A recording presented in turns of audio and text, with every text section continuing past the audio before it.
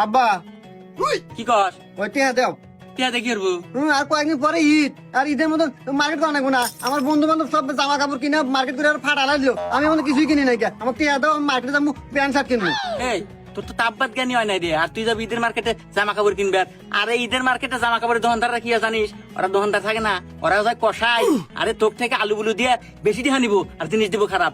আমি আটে যাবা নে, আমি যদি আটে যাই সেদিন তোর নাকি আমি দিয়ে আসি না, শার্ট প্যান্ট কিনে নিয়ে আস। মানে তুই টেনশন নিস না, যা। আচ্ছা ঠিক আছে, আজকের মধ্যে এনে দিও। আচ্ছা ঠিক আছে, দেখ মানে যা, এই যে আমার বাজারে যা লাগবো পাইপ কিনবে, ওই সময় যা নিয়ে আস, মানে বিকেলে নিয়ে আসতে যা। এগাদা সোহেল, তোর নাকি শার্ট আনছি, শার্ট নে। আব্বা শার্ট আনছো, দাও দাও দাও। হ্যাঁ নিয়ে আসলাম। তুই এক কাজ কর, তুই যা ভিতরে জানলা পরে আয়, দেখি কেবা মানালো আর লোক সাইজ ছোট বড় হচ্ছে কিনা এটাও দেখা যাবে নি। আচ্ছা আব্বা, আমি পরে আসতেছি।